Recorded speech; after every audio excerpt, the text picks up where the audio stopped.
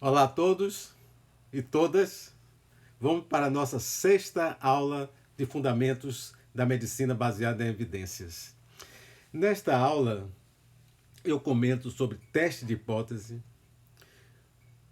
comento sobre as limitações do valor de P, o p-value, e da ênfase indevida da significância estatística, esse termo tão comumente usado, né, nas apresentações orais, nos trabalhos escritos. Esse termo usado em lugar de medidas de efeito, né, de importância clínica e da relevância clínica. Ok? Vamos lá. Alguns exemplos que eu uso aqui nessa aula foram retirados dessa referência aqui. Vamos começar usando aqui como exemplo esse estudo que foi publicado no New England Journal of Medicine. Então, o objetivo do estudo foi esse: comparar enalapril com uma hidralazina, né, combinada com dinitrato de isosorbida quanto à mortalidade. Então, no teste de hipótese, que foi planejado nesse estudo, na análise estatística do estudo, tem dois aspectos, né? A hipótese nula, chamada também de H0, que nesse caso dizia que a mortalidade era a mesma entre enalapril e a hidralazina, né, combinada com nitrato. Ou seja, a hipótese nula está dizendo que não existe associação do tipo de medicamento com mortalidade. Por outro lado, a hipótese alternativa diz que também chamada de H1, diz que a mortalidade é diferente entre os grupos de tratamento, entre os tratamentos. Ou seja, existe uma associação de medicamento com a mortalidade. Essa é a hipótese alternativa bicaudal, porque não está dizendo se a mortalidade é maior ou menor em um determinado grupo. Está basicamente dizendo que existe uma diferença de mortalidade entre os grupos de tratamento. Então vamos ver aqui essa tabela, né?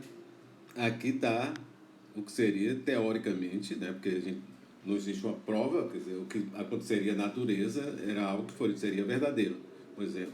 Ou seja, na natureza ou existe, né, ou não existe uma associação entre esses dois medicamentos em relação à mortalidade. Né? Então, você vai ter a situação de que H1 é verdadeira ou que H0 é verdadeira.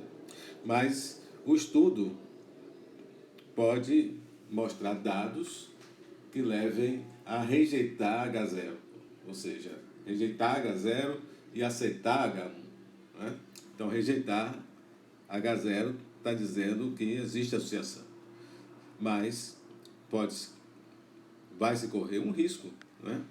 Um risco de errar, porque o estudo está nessa linha de mostrar uma associação, a associação pode não existir.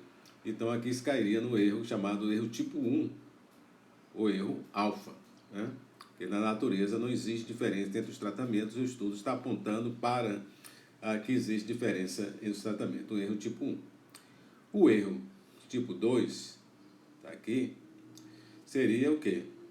O estudo não mostrou diferença, mas essa diferença existe. Então, seria esse erro tipo 2. Aqui seria a probabilidade de não rejeitar a hipótese nula quando a hipótese nula é verdadeira. Aí nós temos o seguinte: o complemento desse erro tipo 1, desse erro tipo 2, é o que chamamos de poder estatístico do estudo. Ou seja, existindo uma associação, o estudo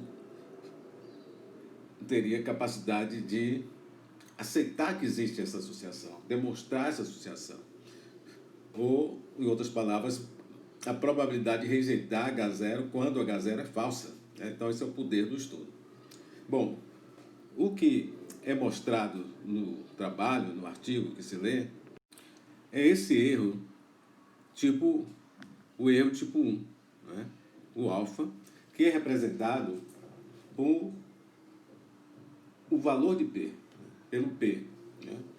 E por convenção, né, isso é criticável, mas isso já vem há, há muitas décadas, né, se colocando, se um P é menor do que 0,05, ou seja, menor do que 5%, então o erro tipo 1 é considerado suficientemente pequeno para que se possa rejeitar H0. E, ao rejeitar H0, aceitar que a hipótese alternativa, que diz que existe diferença, é a hipótese correta, verdadeira. Eu toco nesse ponto, com um pouco mais de detalhamento, aqui nesse artigo, né? Existem os testes estatísticos que testam a hipótese. O que é que eles testam? Ele está sendo usado para estimar a probabilidade do erro tipo 1. Então, está respondendo que tipo de questão? Quando você faz um teste, tipo teste do Q quadrado, quando, por exemplo, o evento é um evento binário, quer dizer, dicotômico, como nesse exemplo aqui, o evento pode ser morte ou não. Quer dizer, então, você vai ter dois níveis, né? Então, o teste Q quadrado entraria para uma situação como essa, o teste T para a diferença de médias. Não são testes mais comuns, mais frequentemente usados nos artigos que nós lemos. O que é que ele está buscando aqui? Qual é a questão que está sendo respondida nesse teste? Qual é a probabilidade de uma diferença, no caso, ou risco relativo, ou a diferença de médias, etc., pelo menos tão ampla, né? Com essa dimensão vista no estudo ou maior. Então, essa diferença sendo testada sob a premissa de que não existe nenhuma diferença na população. Ou seja, se essa diferença está vindo de populações em que não existe nenhuma diferença, qual seria a probabilidade de você encontrar uma diferença tão larga como essa? Então, essa é o racional, né? Se essa probabilidade, no caso, o valor de P, for muito baixo e a convenção seja menor do que 0,05, então a inclinação, a tendência é rejeitar a hipótese nula e aceitar a hipótese alternativa. Então, vamos ver aqui só aqui rápido para a gente ver o racional disso aqui. Aqui está o sinal de soma, né? No teste do Q quadrado você tem essa somatória para cada célula do observado menos o esperado. Então, quanto maior for essa diferença, maior você vai ter um score, né? E vai dar uma probabilidade de erro tipo 1 menor. Então, o observado menos esperado elevado ao quadrado sobre o esperado. O esperado é como que aqui, como se fosse como está o erro padrão, né? E o teste T, a diferença entre as médias menos a hipótese nula. A hipótese nula aqui é o seguinte, quer dizer, não existindo nenhuma diferença entre as médias, é igual a zero. Então, seria a diferença entre as médias dividido pelo erro padrão da diferença. Então, essa é aqui, o racional, né, do teste estatístico de hipótese aqui, exemplificando o teste do Q quadrado do teste T. Então, vamos ver aqui o comportamento do teste dessa diferença aqui no estudo do enalapril versus hidralazina em relação à mortalidade. Então, vamos primeiro construir aqui essa tabela vinda da tabela do estudo, né? Vamos construir essa tabela aqui usando o R, certo? Então, nós estamos vendo aqui, houve um risco relativo de 0,86, estão mostrando uma redução relativa do risco de 14%, e aqui está o intervalo de confiança 95% do risco relativo. A gente já está vendo que ele ultrapassou a hipótese nula. A hipótese nula aqui é que os riscos relativos, o risco relativo seria igual a 1, porque não existiria diferença entre os grupos. Então, aqui o que é que a gente esperaria, já vai esperar desse valor de P? Que o valor de P vai ser maior do que 0,05. Ora, você deve estar dizendo, então para que a gente está interessado aqui nesse caso do teste estatístico para mostrar o valor de P, já que olhando o intervalo de confiança de 95%, a gente já tem essa ideia de que esse valor de P é maior do que 0,05? Você está totalmente correto. E além disso, aqui você está vendo que ultrapassou a hipótese nula. Mas você pode dizer, mas ultrapassou apenas um pouco a hipótese nula. Né? Então, talvez, acho que a tendência sua não seria não desprezar esse resultado, que está mostrando um risco relativo de 0,86, ou seja, uma redução relativa do risco de 14%. E você pode até dizer o seguinte, quer dizer, será que esse estudo teve um tamanho amostral adequado para testar essa hipótese? Se ele tivesse um tamanho amostral, por exemplo, 2 vezes maior, encontrasse também esse risco relativo de 0,86, como ficaria nesse caso o intervalo de confiança de 95%? Né? A tendência é ser mais estreito. Se ele ser mais estreito, talvez ele fosse de um nível para o outro e não ultrapassasse esse valor de 1, né? Não ultrapassasse a hipótese nula. Nesse caso, o que é que o teste estatístico mostraria? Um P menor do que 0,05. Bom, aqui está o teste de hipótese, foi feito o Q quadrado, né? Nós mostramos anteriormente que seria o Q quadrado um dos testes feitos para se o evento fosse um evento como esse do estudo, um evento categórico, dicotômico, e aqui está o valor de P. Né? O valor de P, 0,11 aproximadamente, portanto maior do que 0,05. Então, usando essa tendência, o jargão da estatística, né, mais convencional, se diria de que o valor de P sendo superior a 0,05, os resultados não são estatisticamente significantes. Aí vem a crítica, né, de dicotomizar esse valor de P, né, de 0,05, menor ou maior do que 0,5, significante ou não. Você diria erradamente, concluiria erradamente, dizendo de que não existe diferença entre dois grupos, não é? Esse 0,86 aqui não aceito porque o valor de P é menor do que 0,05. Está certo? Não, está errado. Está aqui uma mensagem importante para ser gravada na mente. A ausência de evidência não é evidência de ausência.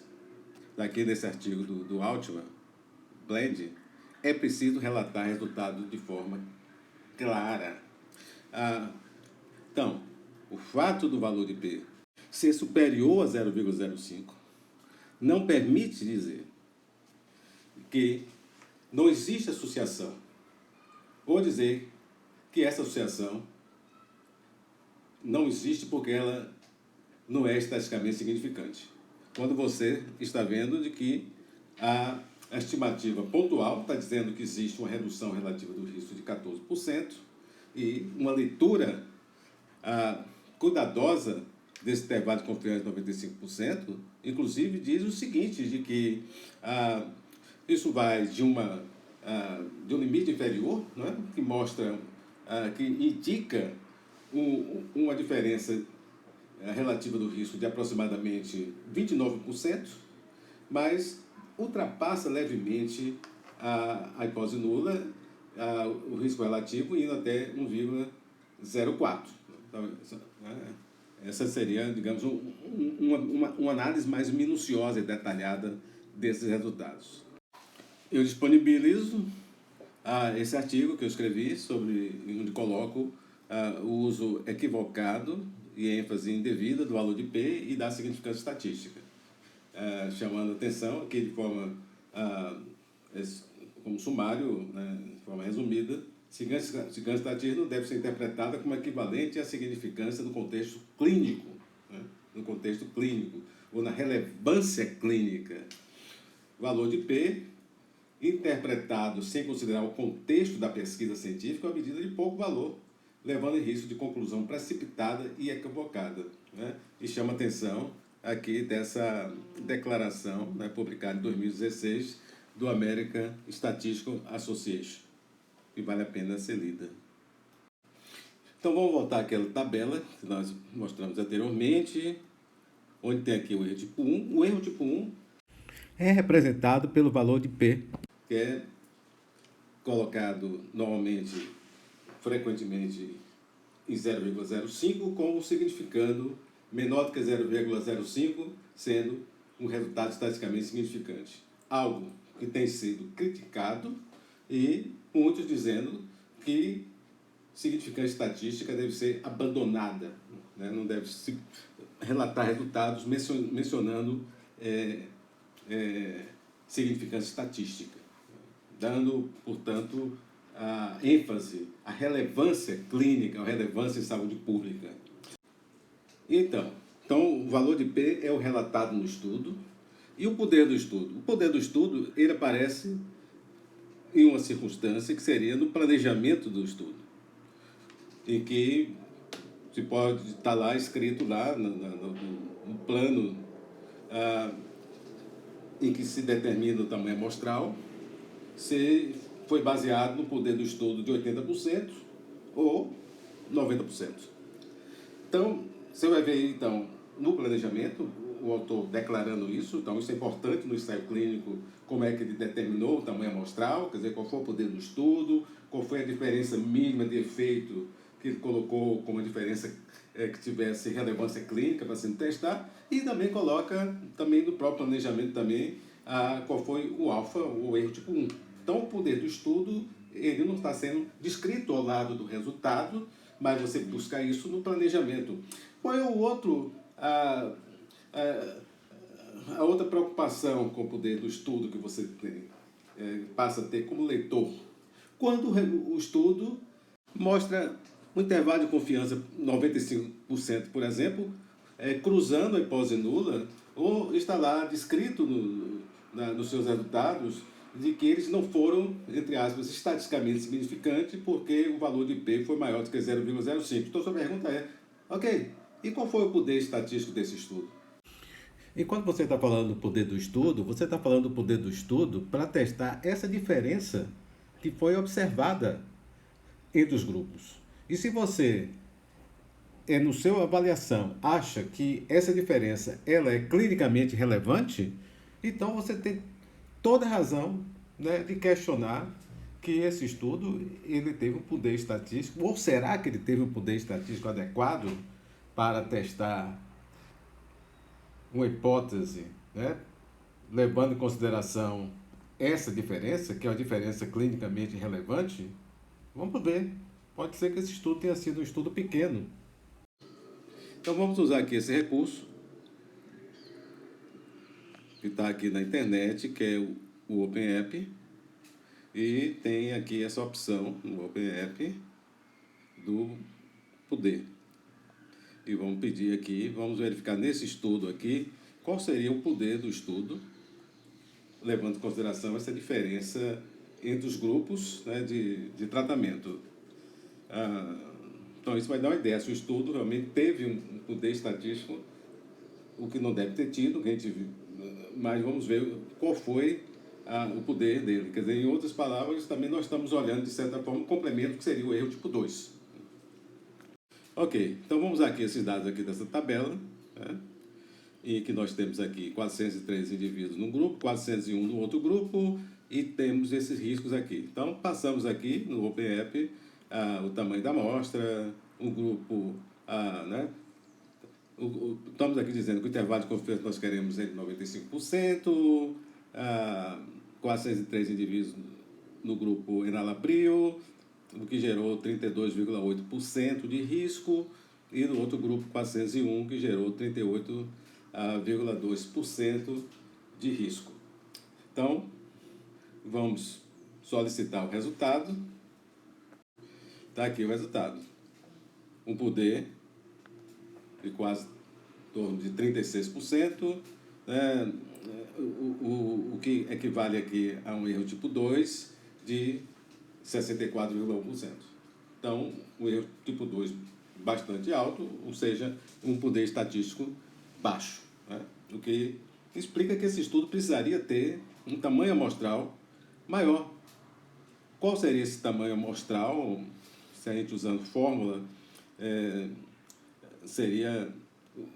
pareceria mais adequado para esse teste de hipótese, sobre essa premissa de que essa é a diferença entre os grupos. Quer dizer, um grupo tendo 38,2%, outro grupo tendo 32,8%, o que equivale há uma diferença de aproximadamente 5,4 pontos percentuais.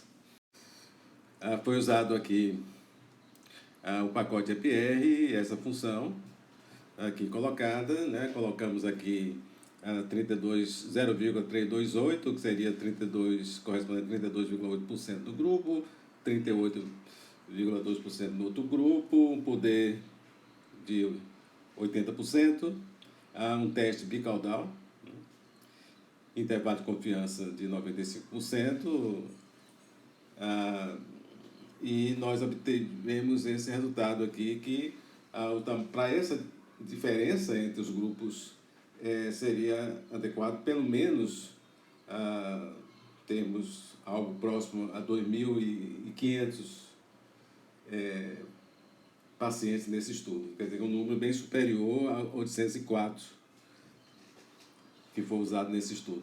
Portanto, poder estatístico do estudo pode ser a razão pela qual se não encontrou uma diferença com precisão de estimativa, olhando pelo intervalo de confiança de 95%, de que tanto o limite superior quanto o limite inferior tivesse dentro, não ultrapassasse a hipótese nula.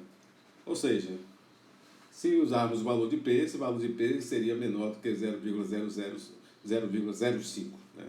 Então, precisaríamos de tamanho amostral bem maior.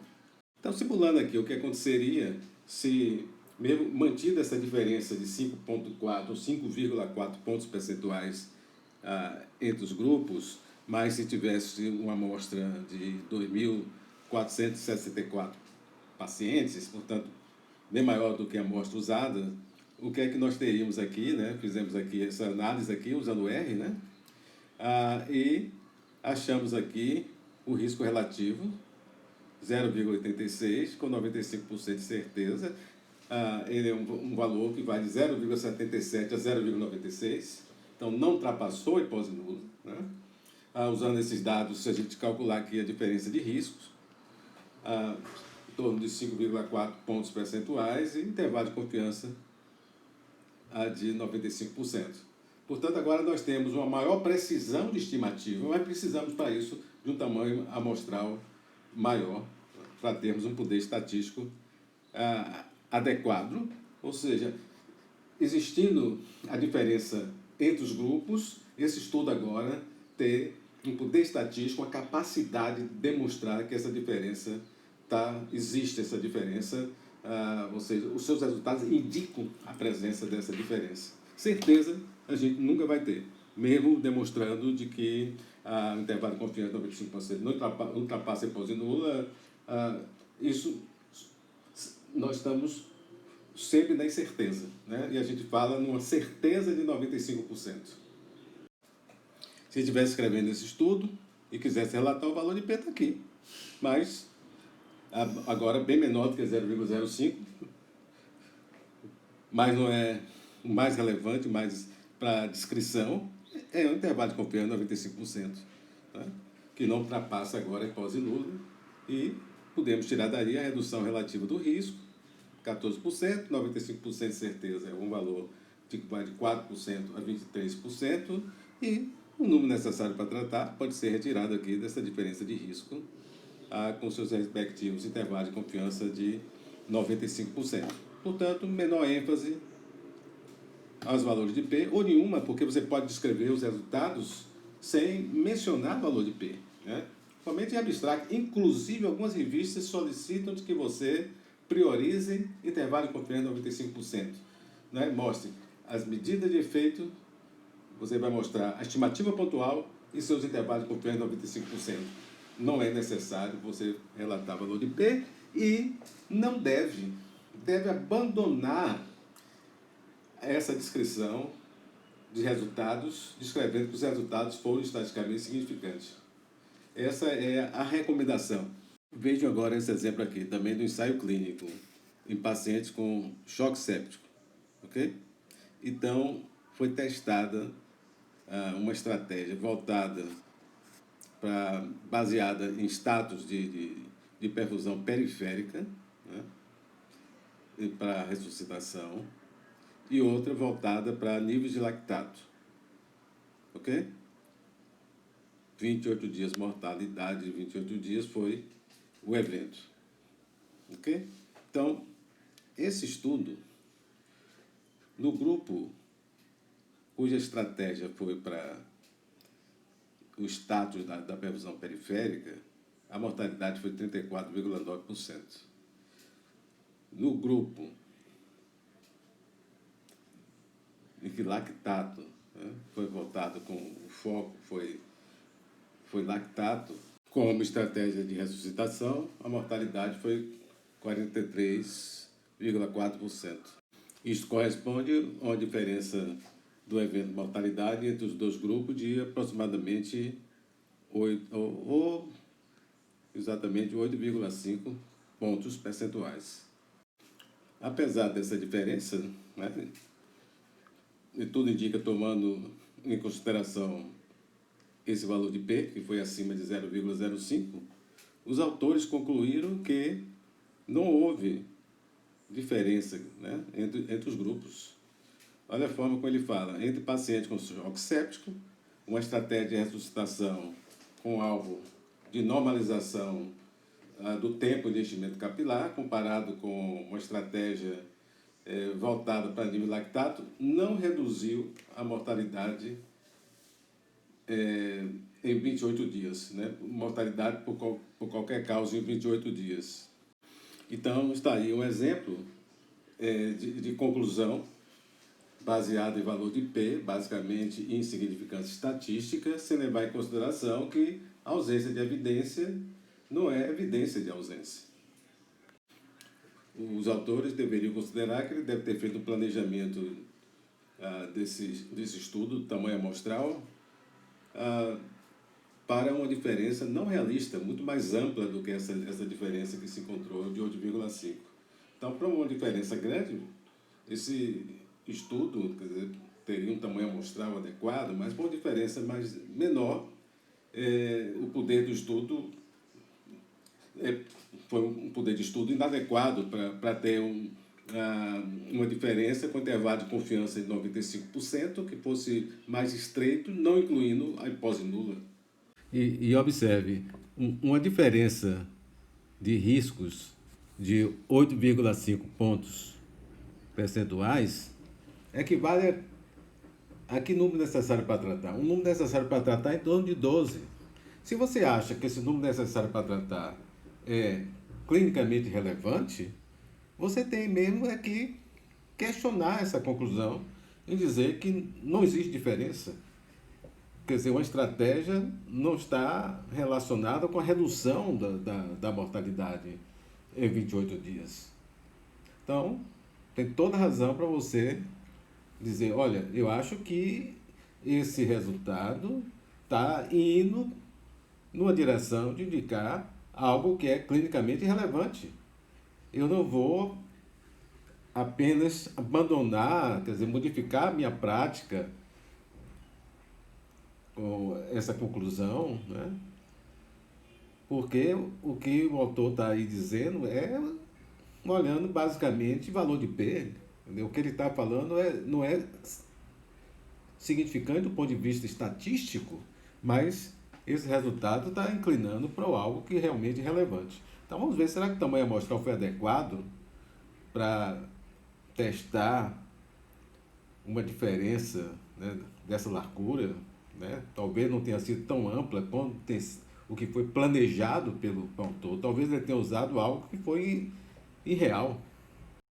A gente olhando aqui, né, no planejamento do estudo, vê que foi planejado usando uma diferença que tivesse relevância clínica, uma diferença mínima de 15 pontos, quando na verdade o que foi encontrado foi de 8,5 pontos, que aqui foi colocado que no grupo lactato, uma mortalidade esperada de 45%, e no grupo de perfusão periférica de 30%, né?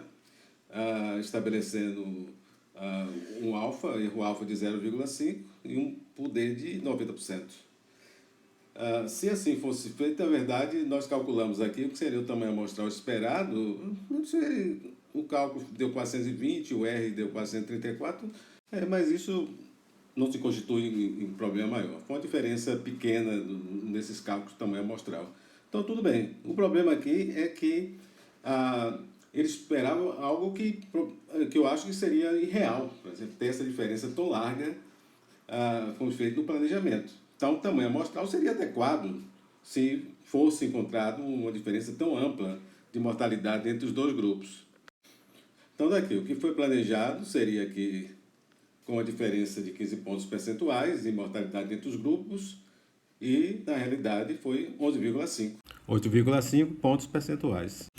Então, se essa diferença alcançada entre os grupos na mortalidade fosse uma diferença tão larga quanto 15 pontos percentuais, me parece algo irreal no planejamento, o estudo teria tamanho amostral adequado, o intervalo de confiança de 95%, as medidas, por exemplo, o risco relativo não ia cruzar a hipótese nula, mas a diferença foi de 8,5 pontos percentuais e não de 15 pontos percentuais.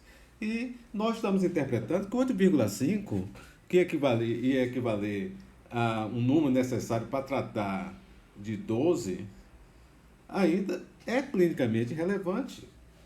Então, nós vamos dizer que não houve diferença entre os grupos, né? E abandono esses. Digo que esse é um estudo negativo e que isso não vai modificar a minha prática, porque tanto faz uma conduta quanto a outra conduta. Acho que não é bem assim. Acho que temos toda a razão de questionar se esse estudo ele teve tamanho amostral adequado para testar uma diferença de 8,5 pontos percentuais, né? Equivalente ao número necessário para tratar de 12. Olha aqui, se ocorresse, como foi previsto no planejamento do estudo, que seria uma diferença tão larga, de 15 pontos percentuais, então mesmo se você tivesse mesmo tamanho amostral, com a 120, o resultado seria esse. Um risco relativo de 0,67, o intervalo de confiança de 95%, que vai de 0,52 a 0,87. A gente já sabe que isso aqui não inclui hipótese nula. Podemos fazer toda a nossa interpretação de redução relativa do risco usando o risco relativo. E a gente já não precisa de valor de P, né? Temos a nossa interpretação olhando os intervalos de confiança de 95%. Mas aqui está o valor de P. Então, daria um valor de P bem menor do que 0,05. A gente já esperava isso olhando o intervalo de confiança de 95%. Mas, mais uma vez, a gente comenta aqui, o planejamento foi irrealista, né? Foi pensado numa diferença muito ampla e o estudo mostrou uma diferença bem menor, então ele precisaria de um tamanho amostral maior. Mas o grande pecado desse estudo está na conclusão, porque foi mostrado que tinha uma diferença de 8,5 pontos percentuais, sugerindo de que existe vantagem na perfusão quando a ressuscitação toma como base a perfusão periférica. No entanto, o estudo é impreciso e não permite uma conclusão mais definitiva. E aí seria o momento de se colocar sobre o poder inadequado desse estudo, né, para obter estimativa mais precisa, né?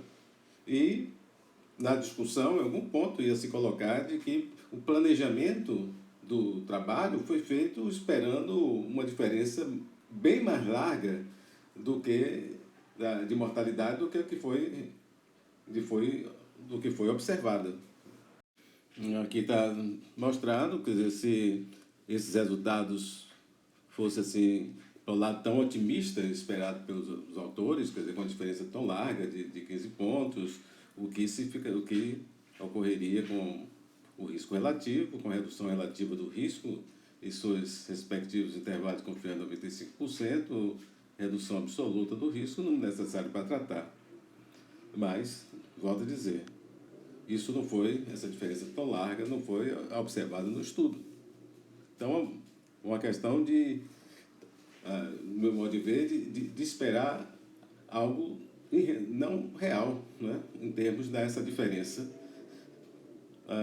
que não foi esperada, uma diferença no planejamento foi colocada uma diferença muito larga, né? Aí o tamanho amostral seria adequado.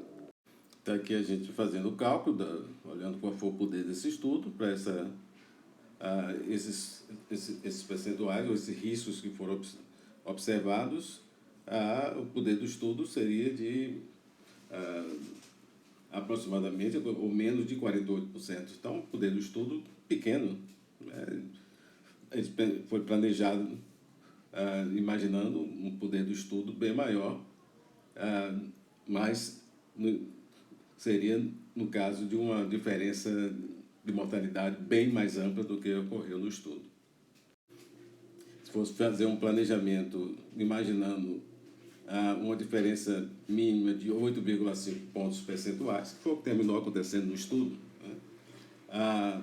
O tamanho amostral aqui calculado ficaria em torno de 1.034, né? Então, se usássemos esse número aqui e fizesse 517 indivíduos em cada grupo, né? Mantendo esses percentuais aqui no grupo de perfusão periférica de 34,9 e lactato 43,9, o que é que nós teríamos? Vamos ver aqui na nossa análise que a gente fez usando o R. Aí, com esse tamanho amostral, teríamos um risco relativo de 0,80, com 95% de certeza, algum valor de 0,69 a 0,94, portanto, aí não iria incluir a hipótese nula, né? Aqui está o restante da redução absoluta do risco, né? Usando o risco relativo, a gente tem a redução relativa do risco, e usando a redução absoluta do risco, nós temos o número necessário para tratar com os seus respectivos intervalos de confiança de 95%. Aqui está um exemplo de uma forma não recomendada, né, de relatar resultados. Aqui são relatados no abstract do estudo, né? Foi publicado aqui na Blood Purification. Então, esse estudo está vendo o quê? Relação entre o nível de vitamina D e qualidade de vida em pacientes com hemodiálise de manutenção. Então, você vê que nos resultados, você vê os termos usados. Significantes, os resultados foram estatisticamente significantes, os valores de P. Né? Nós não temos em nenhum momento aqui colocado, por exemplo, se está usando score de qualidade de vida, a gente queria ver aqui as diferenças de score. Não é mostrado aqui em lugar nenhum. A gente gostaria de ver as diferentes scores, avaliar se elas estão clinicamente relevantes, essas diferenças, e não basicamente só valores de P. Então, uma forma não recomendada, né, de relatar resultados dos estudos, né, baseado basicamente em significância estatística e valor de P. Ok, então aqui conclusão e comentários finais.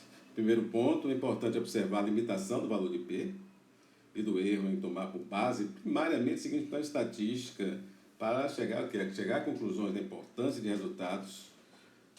Isso não é inadequado, né, para a medicina baseada em evidência. Isso é inadequado de modo geral. Estudos epidemiológicos de modo geral, se a gente toma em consideração basicamente o valor de P e significância estatística. Não recomendado.